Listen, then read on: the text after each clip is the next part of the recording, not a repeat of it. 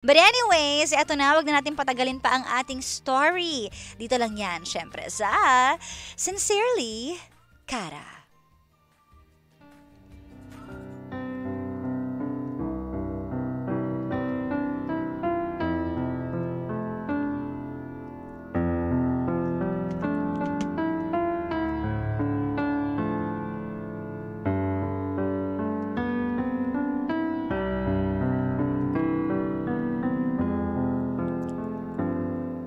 Sabi nila, ang pinakamasakit daw sa lahat na pwede mong maranasan yung mawalan sa buhay at traidorin ka ng taong pinaka-importante sa'yo.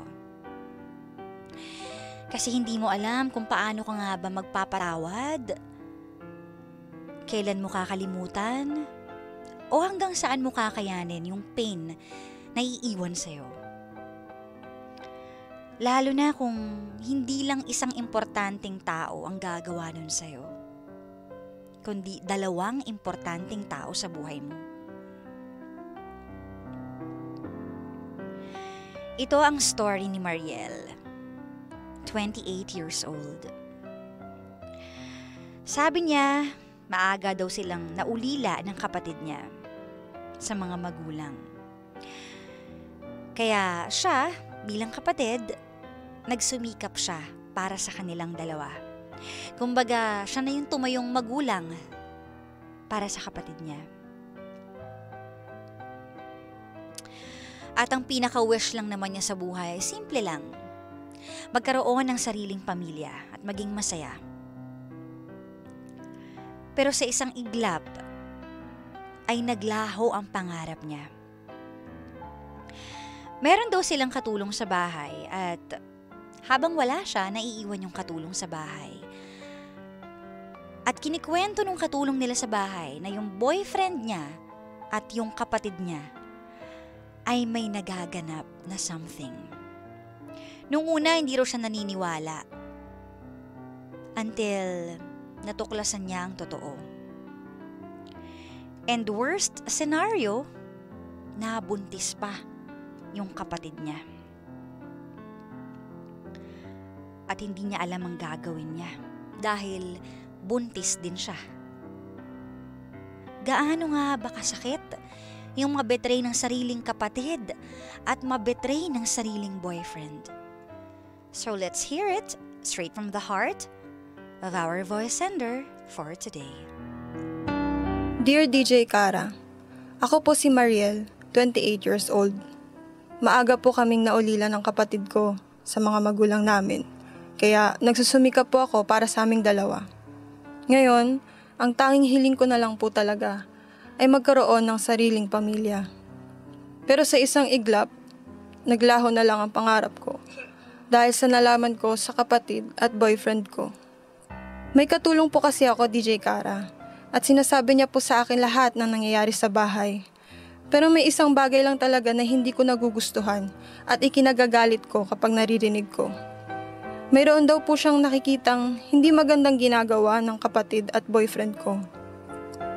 Ilang beses niya po itong sinasabi sa akin, pero hindi ko po kayang paniwalaan.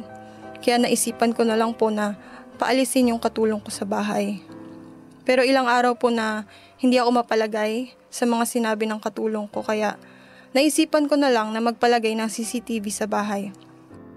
At ilang araw po nakalipas, dito ko na po nalaman na may ginagawa na palang kababuyan ng kapatid at boyfriend ko.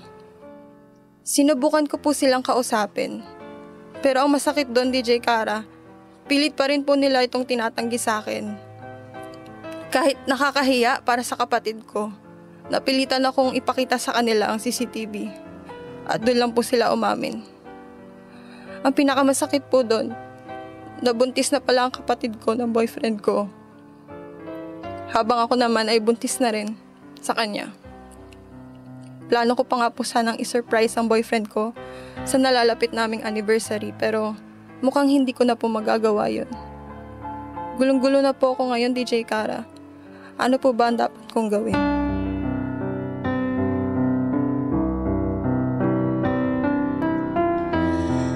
Grabe naman yun. I can feel the pain habang nagsasalita si Mariel, no?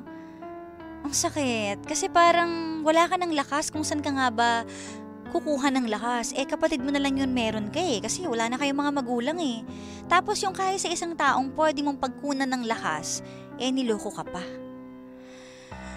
Grabe. But anyways, basahin natin yung mga comments ito sa ating Facebook Live kung ano nga bang masasabi nyo sa story ni Mariel.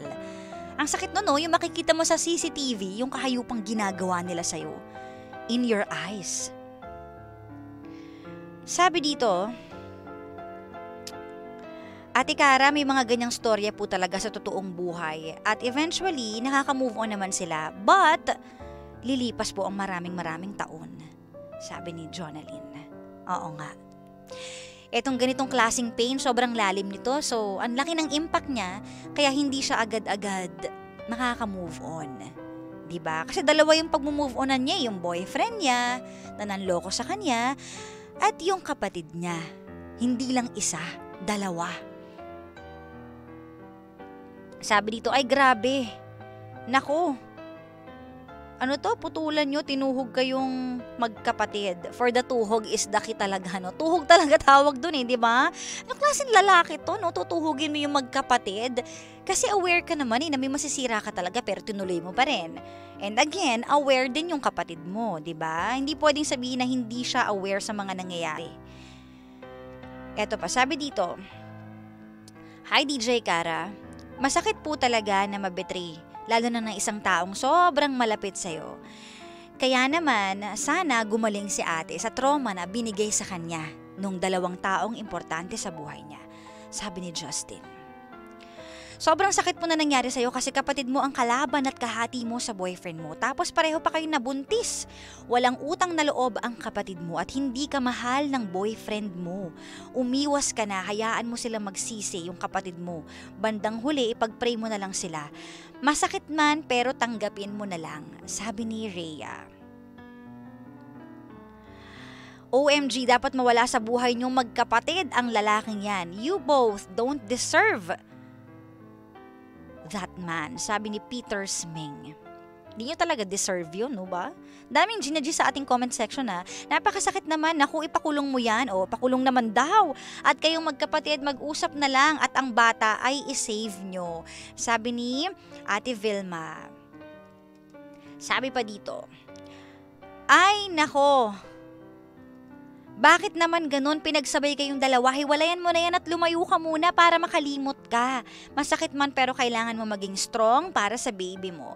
Sabi ni Jane. Ginawa naman kayong barbecue na magkapatid at yung BF mo naman, yung stick. Hindi ko kinaya yung stick. Siya nga ang stick.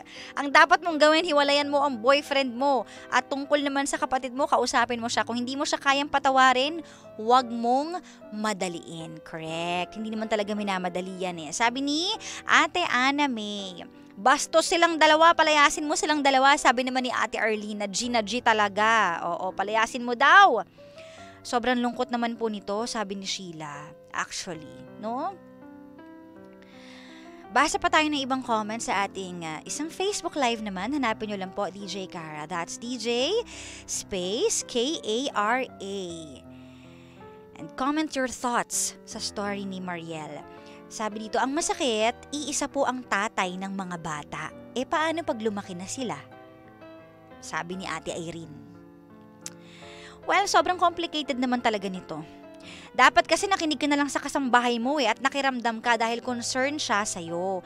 Ang hirap dahil kapatid mo pa at walang hiya at magiging tatay ng mga anak nyo. Hiwalayan mo at palakihin nyo na lang ang mga anak ninyo. Sabi ni Marites. So dapat daw nakinig ka sa kasambahay. Kahit masakit, makalimot at magpatawad, kailangan mong tulungan ng sarili mo at para sa baby mo. Sabi ni Anami Riel. Kapatid at boyfriend na nanloko sa'yo, ang sakit pero laban lang dahil magkakaanak ka na rin. At pray ka para maliwanagan ka. Ang hirap nga naman kapag talagang ang karibal mo ay ang kapatid mo. Diba? Para bang hindi mo alam saan ba ako magsisimulang mag-move on? Sa boyfriend ko ba? O sa kapatid ko ba? Kasi sabay yung pain at extreme yung pain.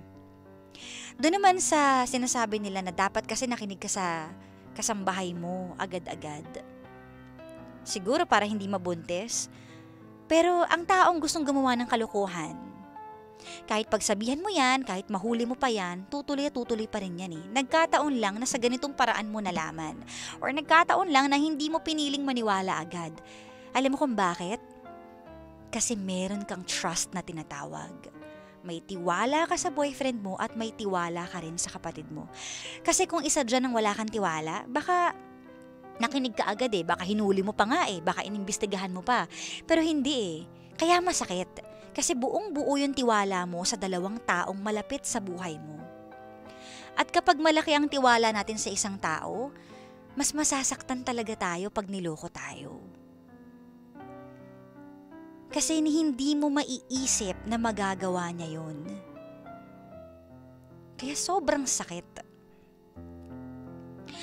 But anyways, Mariel, nakadagdag pa dito yung pain na ulila na kasi kayong dalawa.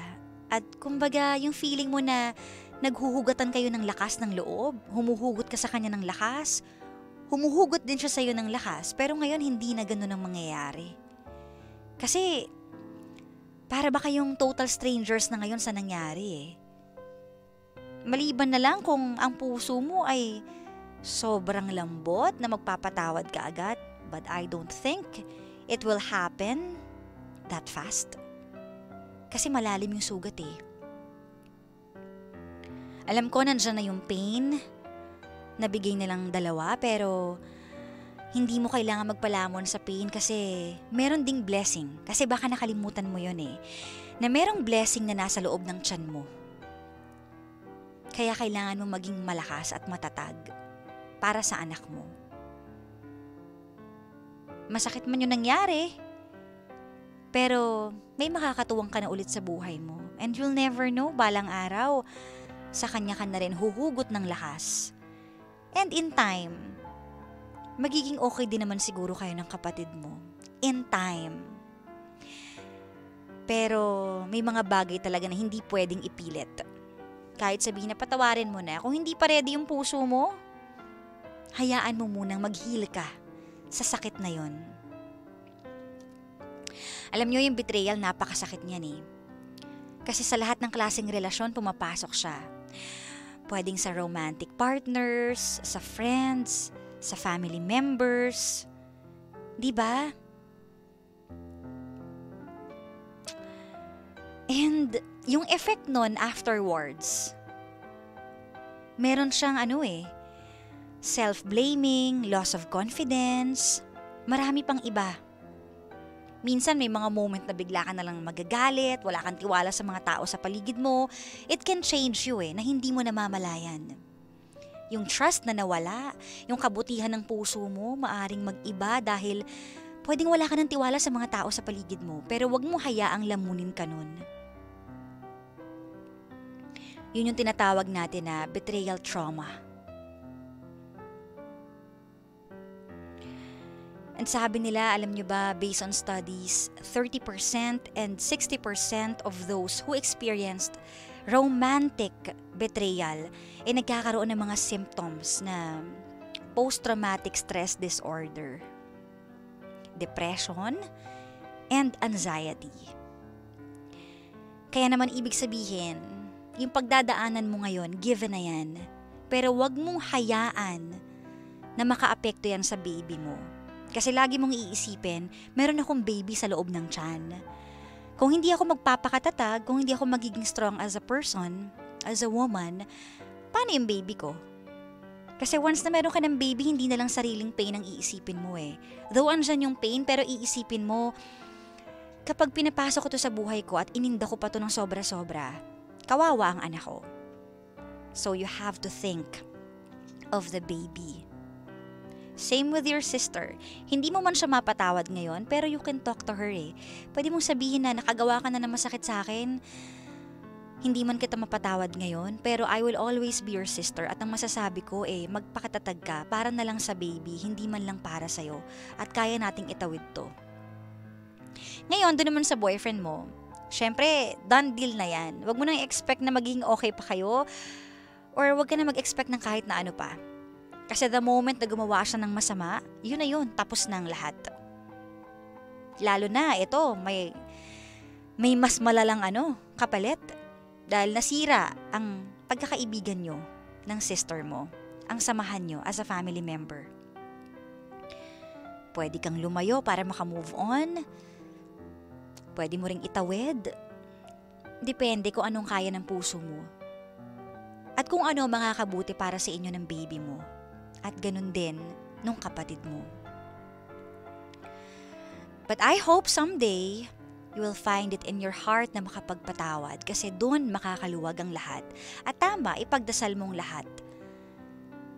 Ibigay mo lahat ng pasanin mo. Ganun din ang kapatid mo. Hindi naman porket galit ka sa kanya, hindi mo na siya ipagdarasal. Na sana makamit nyong dalawa yung kapayapaan na hinahangad nyo. Alam nyo, family is supposed to be our safe haven. But very often, it's the place where we find the deepest heartaches. At yun yung masakit. It's scary how betrayal can never let you trust a person again. Sincerely,